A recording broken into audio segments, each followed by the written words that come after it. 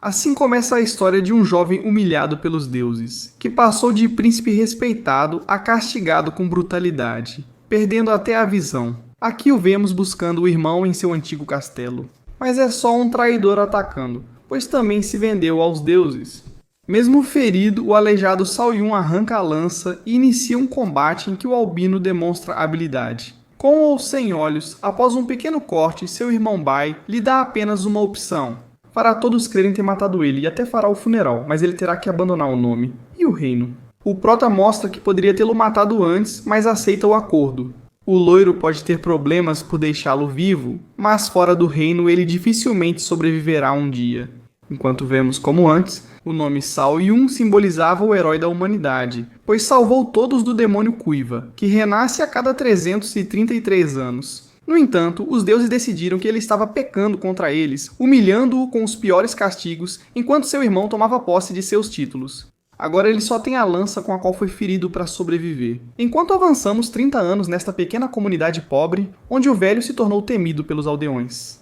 Com esse ferreiro amigo que melhora sua arma e avisa sobre bandidos o observando. Sao Yun acaba na floresta enquanto os ladrões acham fácil roubar tudo de um cego. Ele tenta avisá-los, mas o obrigam a usar um único movimento com o qual desmembra todo o grupo. No fim, só se aproximam os que querem matá-lo pelos 50 mil de cobre por sua cabeça. Por isso ele tem um cemitério no quintal de casa.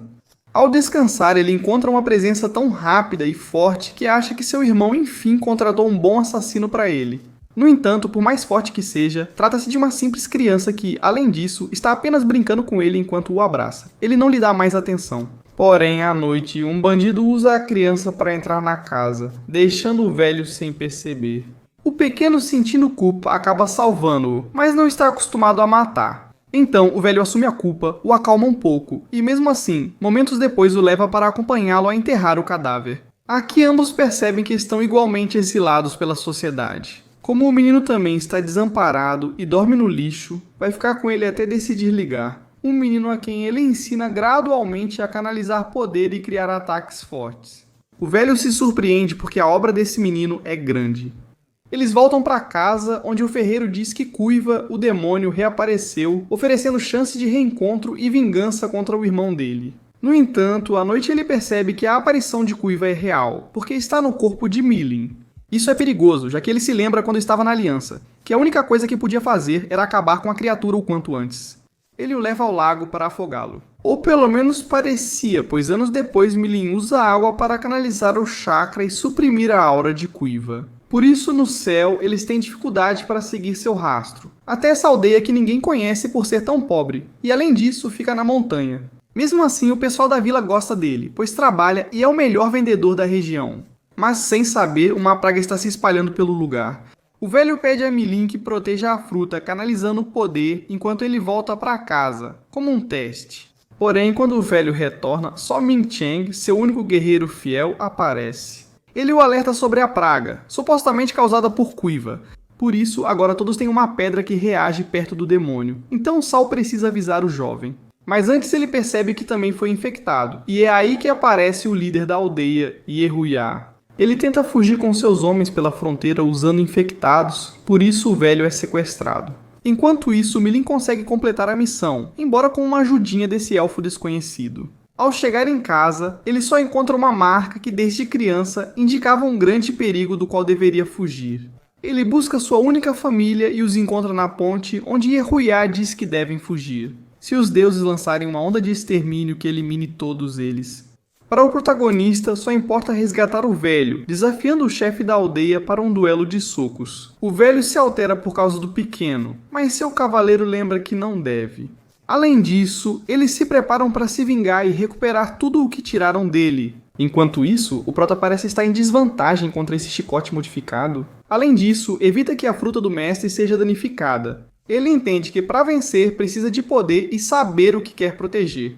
Parando a adaga com a mão nua. E com ela, enviando uma quantidade de energia que lança o rival contra uma rocha. Aqui o albino aceita a derrota, mas além disso, por lei, entrega seu povo, até mesmo sua fortaleza. Mas para o cara só importam as pessoas.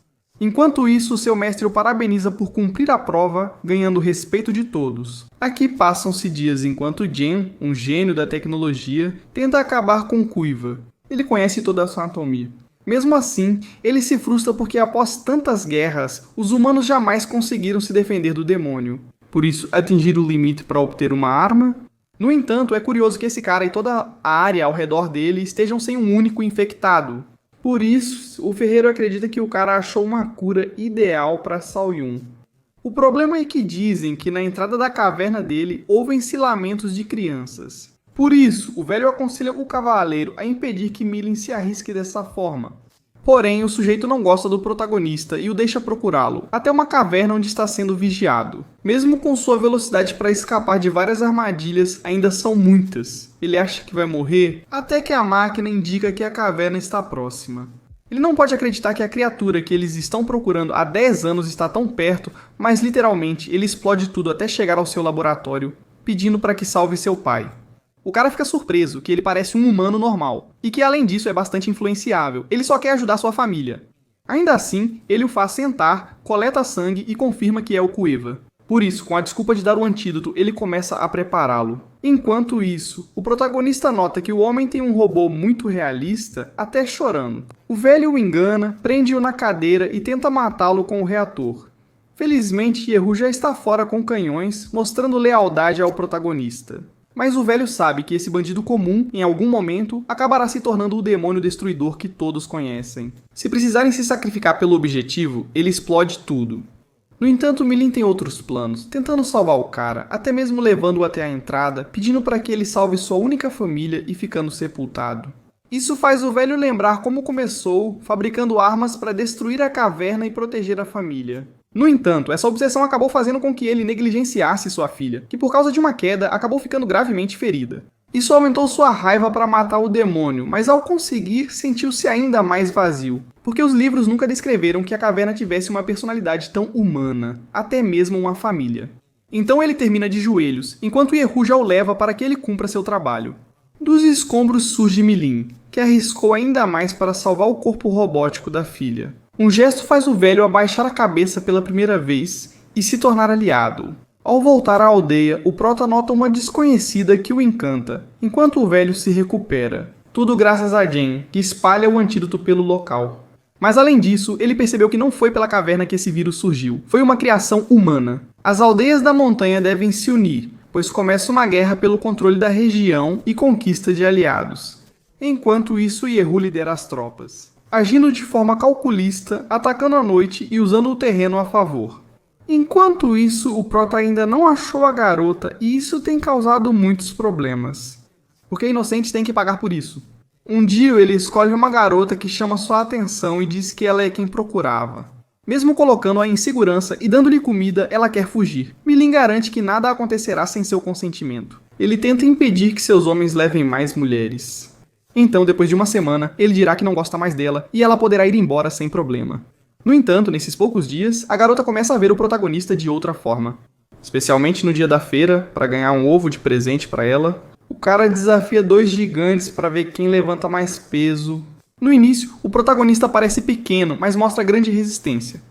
Mesmo assim, a garota fica preocupada, mas o protagonista tem tudo sob controle, o que de alguma forma a impressiona. Depois descobre que já estão organizando o casamento, algo que ela suspeita ser plano do protagonista. O velho diz: o pessoal da aldeia não brinca. Ele deve levar a garota a sério ou desistir. No dia do casamento, a garota surge com seu vestido, mas um encapuzado aparece de repente para roubar a noiva. Todos se preocupam e ficam alertas, mas o protagonista a leva para casa, não sem antes mostrar a ela uma paisagem onde ela sente pela primeira vez o quão confiável é esse cara, e algo muda para ela. Então ela pega o barco, avança um pouco e de repente é transportada para a Terra dos Deuses. Ela era a garota que o protagonista de cabelo azul procurava, mas estava disfarçada porque foi enviada para encontrar o Kuiva. Mesmo após o ocorrido, ela segue incerta enquanto o protagonista está triste, pois o velho não viu tudo o que viveram. Então ele ouve falar de um torneio onde o prêmio principal é um objeto conhecido como Olho de Cristal. A principal função é encontrar o Kuiva, mas também devolve a visão aos cegos. Tudo isso em um evento organizado pelo traiçoeiro Bai. O protagonista chega ao Coliseu e durante a revista é acusado de roubar o convite. já que pessoas comuns não podem vir. Porém, ele é salvo pelo guerreiro que conheceu durante o treino, que explica que nem todos podem acessar o torneio, já que o vencedor também poderá aspirar a se tornar o líder da aliança contra Quiva. O protagonista está indeciso, mas claramente tem força para participar. E Bai, que passava ali, vê isso, até com seu amigo elfo perseguido antes da competição. Já que a família dos leões aspira à liderança da aliança, eles tentam acabar com os mais poderosos antes do jogo. Então, o protagonista vai ajudá-lo com os ensinamentos que recebeu do seu velho. Enquanto isso, chega o dia do evento, onde justamente o elfo consegue avançar até a final, contra um cara montado que não consegue acreditar que deixam que aleijados compitam na final. Como forma de provocação, o elfo não diz mais nada. Começa uma luta equilibrada, mas o leão vence em força e velocidade, enquanto o braço do elfo treme. Mesmo assim, só campeões de verdade bloqueiam cada espada com precisão. Com sua velocidade, o elfo arranha levemente o olho do rival, que se enche de raiva e ativa mais chakras nos dedos, tornando cada golpe ainda mais forte. A espada dele se quebra e ele fica a um golpe da derrota. No entanto, ele surpreende ao desviar do ataque e, mesmo com o braço ferido, dá um soco energético que o lança contra a parede, ficando encurralado, porque ele acabou de perder, pois esse foi o conselho do protagonista. Ele aguentou durante todo o torneio a dor do braço machucado, lutando com ele, para que o rival ficasse confiante e ele guardasse o impacto final enquanto todo o Coliseu comemora. Como combinado, o protagonista recebe o olho de vidro por ajudar a vencer e segue em caminhos separados, enquanto se despede do velho Bai, de quem ele não sabe que foi um traidor. Mesmo assim, vemos o procedimento de instalação do olho de vidro no velho. Os primeiros dias são claramente de recuperação. Sua visão é delicada, mas ele já se emociona ao ver as cores. No entanto, eles são interrompidos por uma carta convidando os líderes das aldeias para finalizar a aliança. De toda a montanha em um grande banquete, o que claramente é suspeito, mas o albino deve comparecer. Porém, ele é obrigado a deixar sua arma na entrada. Enquanto os líderes decidem quem comandará, Iso de forma estranha está impaciente, porque escolheram ele, já que sua proposta é que unam forças para chegar a um acordo com a aliança. Mas para Sao Yun não é uma boa ideia. É evidente que tudo estará bem nos primeiros dias, mas continuarão sendo o brinquedo dos deuses. Então, a maioria dos líderes começa a vê-lo, pouco a pouco, como alguém que quer colaborar com o inimigo. Então, ao sentir que está perdendo, ele joga sua carta na manga, revelando a todos que o velho albino, na verdade, é irmão do líder da aliança Bai. Assim, o ódio se volta contra ele, e todos o chamam de infiltrado. Mas como seu irmão roubou seu trono, ele não teria motivo para voltar. Eles só querem que ele prove lealdade bebendo o vinho, possivelmente envenenado. Ele faz isso? A maioria dos líderes aceita que, por ser tão poderoso, ele os lidere na guerra. Além disso, com tanta raiva, se Sao disser que ninguém precisa segui-lo, pode colocar as aldeias em risco, por alguém que criou o Quiva desde criança. Aqui, claramente, os outros líderes ficam alterados. O demônio das lendas, temido por trazer caos, é forçado a não agir. No fim, o medo é da punição da aliança. O banquete segue como se nada tivesse ocorrido. Enquanto isso, o velho lembra que após a operação, não podia usar chakra para não arriscar o corpo. No entanto, ao ouvir como falam mal de quem é praticamente seu filho, o velho acaba forçando seus olhos, conseguindo enxergar um pouco. Enquanto carrega seus braços de energia, ele se levanta mesmo sangrando, para eliminar todos os líderes das aldeias nesta sala e qualquer um que tente impedir sua saída. Graças ao caos, Jen e Ehuia estavam prontos para entrar, mas não é preciso. Eles só sabem que agora só resta um líder para toda a montanha. Milin volta para casa e precisa se preparar conforme os dias passam, porque agora os reinos na fronteira das montanhas estão preparando suas forças para enfrentar Sao Yun com grandes e poderosas armas.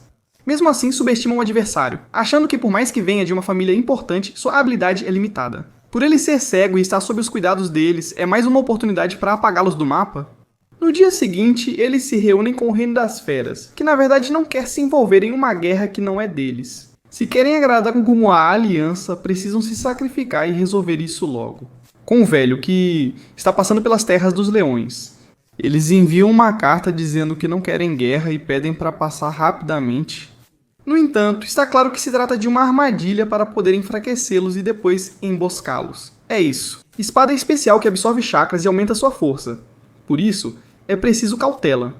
Porém, Sao Yun desmaia e eles precisam descansar na região. O velho não deve se mover ou usar poderes por 7 dias, mas ficar parados lhes dá uma vantagem em caso de uma emboscada, já que tem suprimentos suficientes para se defender e se alimentar. Enquanto o leão, com o passar dos dias, vai ficando sem comida. Por isso, eles se retiram e seus aliados querem iniciar o combate diretamente. No fim, o pessoal das montanhas são apenas bandidos fracos. No entanto, o prota já está preparando tropas para atacar pela retaguarda, então os leões começam em desvantagem. Mas o combate consegue se estender bastante ao usar canhões contra o pessoal das montanhas. Ainda assim, a força dos protagonistas é superior, e eles conseguem tomar o que resta da montanha, enquanto só vão restando rivais caídos pelo chão. Mesmo assim, o Albino, armado e orgulhoso, não recua e logo causa uma carnificina.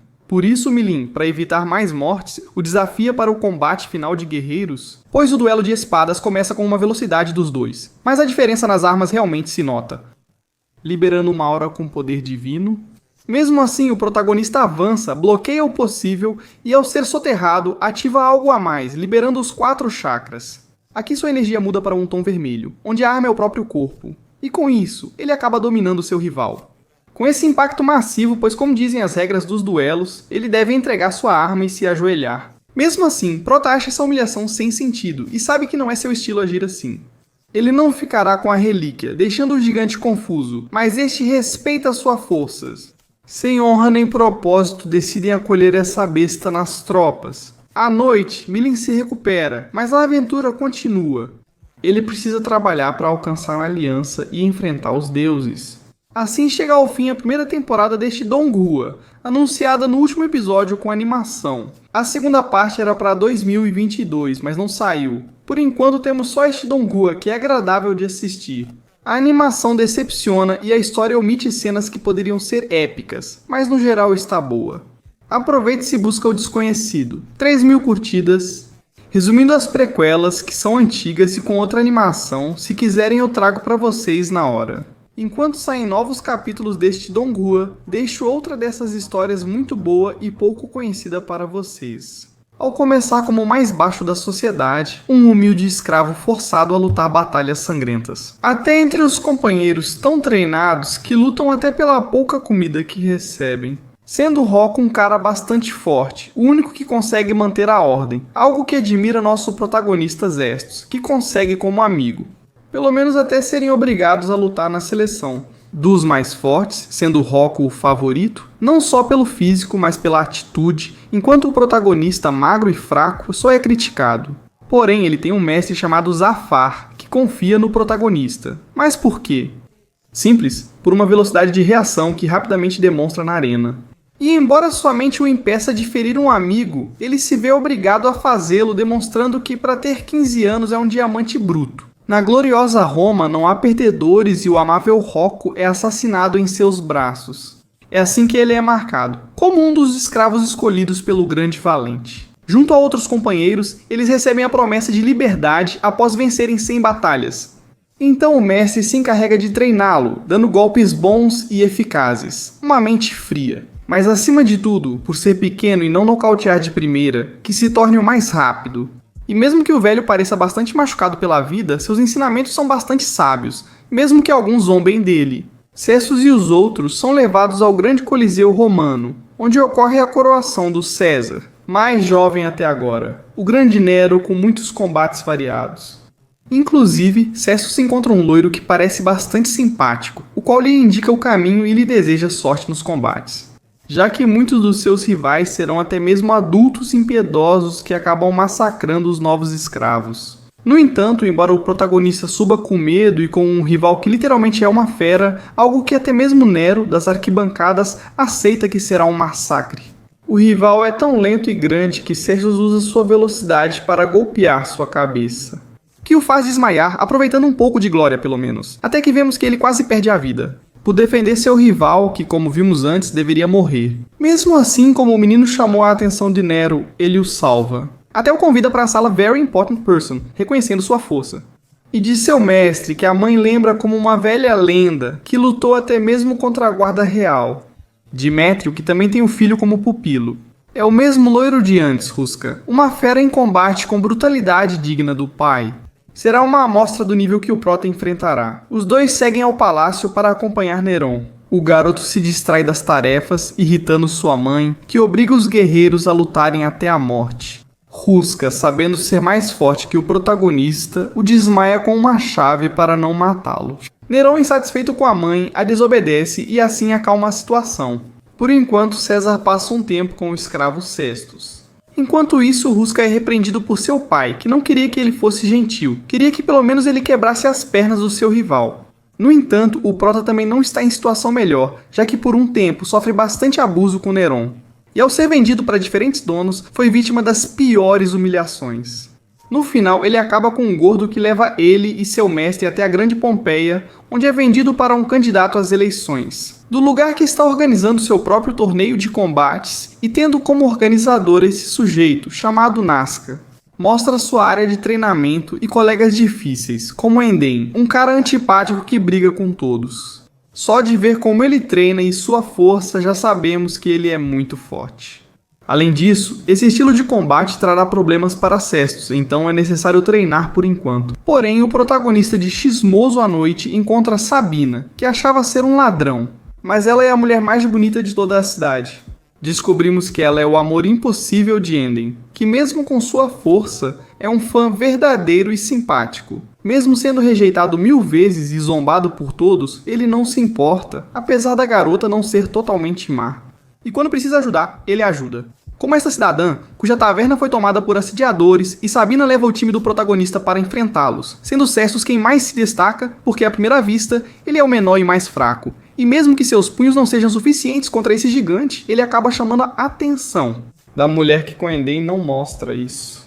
Na verdade, descobrimos que o cara é fã dela há anos e tudo o que ela pôde prometer era ele. Se ele alcançasse o recorde impossível de 50 vitórias seguidas, ela lhe daria liberdade e faria dele seu braço direito. Para isso, só faltam mais 2 vitórias. No entanto, é uma situação entre os dois. O protagonista não se importa, apenas segue treinando para tornar seus golpes mais letais. Zafar até o ensina um golpe que pode matar, mas o protagonista hesita em usá-lo. Sabina o chama ao quarto e sugere que ele a acompanhe em sua próxima viagem a Roma. Não como escravo, mas como seu guarda-costas pessoal, o sonho de todo escravo. O protagonista já morou com Nero, que buscava um amigo, mas acabou se tornando abusivo, forçando-o a fugir. Decide que vai conquistar sua liberdade com os próprios punhos, então ele a enfrenta, rejeitando a oferta, algo que essa mulher nunca tinha experimentado. Ela se torna obcecada negativamente pelo protagonista e manda Enden, seu fantoche, enfrentá-lo e dar-lhe uma lição, o desespero. De ser um escravo, já que a besta sente inveja porque Sabina, a mulher que mais respeita, está interessada em um recém-chegado.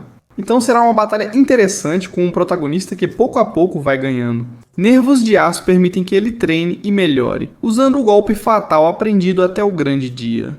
Eles têm a beleza da cidade como espectadora. O caso é que Enden é o favorito do público por toda a carreira que construiu. Ao apresentarem uma criança como rival, todos dizem que será fácil demais, mas isso não importa. Quando o protagonista fica sério, ele ataca, com uma velocidade que Enden mantém controlada, esperando o momento certo para responder. Mas o garoto segue acelerando. O mais forte de Pompeia leva um golpe direto no rosto e cai por um tempo. Apesar de enlouquecer o público, o dano em Enden é mínimo e o protagonista já esgotou sua resistência. Então é hora de que ele também receba punição, até mesmo com golpes em áreas específicas que hoje em dia seriam ilegais, fazendo-o perder o equilíbrio e forçando-o a atacar, o que Enden aproveita. Para um golpe bastante letal na nuca, que o deixa inconsciente e, embora ele se levante por sua determinação, perde parte da memória, a curto prazo. Só sentindo o perigo em que está, com todo o seu corpo vibrando de dor, é que começa a troca de golpes. Dando e recebendo sem parar, todos reconhecem por muito tempo a força do garoto de 15 anos, parte da arquibancada começa a torcer por ele. Incluindo Nazca, que também foi escravo e teve a mesma chance que o protagonista, mas escolheu o caminho mais fácil. Acostumado à boa vida, Bracessus mostra a determinação que ele nunca teve. Por isso ele se conecta com o público, enquanto o protagonista, sem notar, começa a se conectar. Golpes nas costelas, que enfraquecem Enden, que tenta esconder a dor, mas agora perde forças.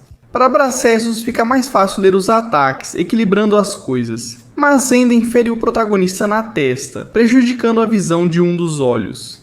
Dando tempo para a chupa besta se recuperar, com um protagonista exausto. O que lhe resta é a lembrança desse ataque que ele vinha treinando. Por isso ele arrisca tudo nos últimos golpes e fica bastante ferido. Mas graças a isso ele consegue a abertura que procurava. Dessa vez sim, um verdadeiro golpe letal na nuca. Com precisão que faz Enden desmaiar, mesmo com Sabina desesperada motivando. A vitória é de Cersus, enquanto o Albino só recebe o ódio daqueles que apostaram nele. Isso sim, do conforto das arquibancadas, porque eles não descem para lutar. E já que a voz do protagonista não é suficiente, Sabina, como o primeiro ato de bondade pelo seu fã, acalma as pessoas ao se despedir para sempre de Enden, seu pior castigo, enquanto o protagonista se recupera após a grande batalha. Mesmo assim, o ataque na nuca de Enden lembra muito o do protagonista. E Zafar acaba descobrindo que a mesma pessoa que ensinou a ele treinou Enden, o qual é conhecido como Demócrito. Um velho malvado que gosta de experimentar com diferentes lutadores e técnicas, informação valiosa para Zafar que estava procurando por ele. Ainda assim, Enden agora tem um peso a menos sobre si, e no final reconhece a força do protagonista. Assim como o povo de Pompeio, que foi conquistado facilmente por sua atitude e por sua resistência. Na verdade, todos em Pompeia morrerão em alguns anos. O protagonista precisa seguir. E agora, enquanto é explorado? Com diferentes trabalhos durante um ano, ele melhora tanto seu condicionamento físico quanto suas técnicas. E um dia aparecem dois caras aparentemente normais, mas que estão procurando guerreiros para lutar nos eventos do Grande Nero. Algo em que o dono do protagonista o obriga a participar em uma espécie de eliminatórias. Nesses mini coliseus, onde o espaço dificulta as lutas. No entanto, Cersus não tem muito problema contra os primeiros adversários. Ele os derrota com tapas, mas fica cada vez mais brutal até agredir lutadores já caídos. Um temperamento que lhe traz problemas, inclusive ao conversar com seu mestre. Isso ocorre porque, apesar de habilidoso, ele não consegue moldar sua técnica. Ele não vai conseguir sem focar em conectar golpes e mente. Enquanto observamos Félix, outro escravo habilidoso que parece ter encontrado sua própria maneira de aproveitar as lutas, ao contrário do protagonista, cada vez mais tenso. Pelo menos até sua luta debaixo da chuva, onde ao colocar em prática o que Zafar lhe disse. Ele conecta a mente à luta, aguça os sentidos e torna combos e ataques normais mais fortes, para nocautear qualquer adversário. Assim ele retoma a tranquilidade e melhora com os amigos. Justamente para conhecer Félix, que é um cara bastante confiante em si mesmo e em sua sorte. Não nega que a atitude e aura do protagonista são de guerreiro, prevendo que se enfrentariam na final, o que de fato ocorre. Na verdade, os dois estão cientes da técnica um do outro. Mas vemos Cersus muito mais tenso do que Félix, que se diverte nas lutas ao iniciar esse duelo, para ver quem supera as eliminatórias e pode viajar para a Sicília para o evento principal. Então Zestus ataca sem parar. Félix apenas se defende na hora certa. Ele muda sua postura para uma com os ombros mais abertos. Mas Zafar admite que o espaço é pequeno. Agora, muitos golpes que Zestus bloqueava passam sem dificuldade, o que se torna um castigo para o protagonista, que acaba caindo várias vezes com golpes tão amplos e no final, um dos seus tornozelos acaba lesionado. Novamente, Félix se gaba da sua sorte, e agora, com a luta em suas mãos, dizia que iria atacar muito mais. No entanto, Zestus, enquanto recebia golpes, também observava que sempre que seu rival atacava de maneira tão aberta, seu peito ficava exposto. Ele usa isso para jogá-lo longe pela primeira vez na luta. E embora anime todo o público e os apostadores, a técnica não foi tão eficaz. Porque o tornozelo do protagonista faz ele perder posição no chão e, consequentemente, força. Então a luta continua. E agora que os dois estão no auge, a batalha fica bem equilibrada a ponto de se tornar um duelo de resistência. Vamos ver quem resiste ao último golpe, já que Cersus segue em desvantagem, porque Félix controla melhor o espaço e o ritmo. Ele o encurrala facilmente e frequentemente se aproxima. De ser nocauteado com um golpe, restando só espaço para alguns socos, o que parecia inútil. Mas por serem tão frequentes, começam a enfraquecer Félix. E com a resistência brutal que o garoto de 15 anos tem, a luta acaba se prolongando muito mais. Agora o tornozelo de Zestus quase o faz cair, e ele já não consegue mais ficar de pé. Ele decide arriscar tudo em um último ataque, já que agora conhece as brechas na defesa do adversário. Ele usa o último ensinamento do mestre, controlar a respiração de Félix. Então ele aproveita um instante para tirar o ar dele e dá um golpe no queixo tão forte que o deixa tonto, perdendo o controle da batalha. Evidentemente não é suficiente para vencê-lo. Então o protagonista usa a técnica, ficando atrás do inimigo com um punho na altura dos rins. Algo tão letal que nem no Mortal Kombat, que no boxe atual seria ilegal. E que por mais que Félix queira se levantar, agora ele está literalmente cravado no chão pela dor. Dando a vitória ao protagonista, que também estava no limite e não faltou muito para ele perder essa luta de titãs. Embora os dois tenham terminado urinando sangue a noite toda e no dia seguinte trocam respeito como guerreiros. E enquanto Félix viaja para buscar trabalho em outra cidade, o prota segue de barco para a cidade de Sicília, onde será o grande evento, e para o qual Safar começa a guiá-los, com a última técnica do seu repertório e a mais letal, com a qual ele até arrancou o olho de Demétrio. Mesmo assim, ao chegarem, são os menos apoiados por serem escravos, enquanto os outros são deuses de todas as culturas, com habilidades diferentes. O protagonista encontra Roxane e também Ruska. O alerta de que esses serão combates reais, para os quais ele não tem força mental suficiente. No entanto, ele não faz ideia de tudo o que o protagonista melhorou e de tudo o que aprendeu. Técnicas que até ele não ousaria usar. Mesmo com sua marca de escravo sendo motivo de vergonha para todos, ele mostrará com seus punhos o que ninguém conseguiria. E isso é algo que antigos companheiros como Enden sabem muito bem, e ele acaba sendo encontrado no local. Porque ele também quer lutar no maior evento organizado por Neron, que reúne as figuras mais imponentes das lutas da época. É assim que termina uma temporada de um anime bastante divertido, com seus momentos épicos de muita intensidade e até de boa motivação, que eu recomendo para quem quiser assistir pela primeira vez. Por enquanto não há continuação, mas esperamos que em algum momento aconteça. Espero que tenham gostado do resumo. Como disse meu pai, me despeço de vocês. Pelo menos só por um tempo.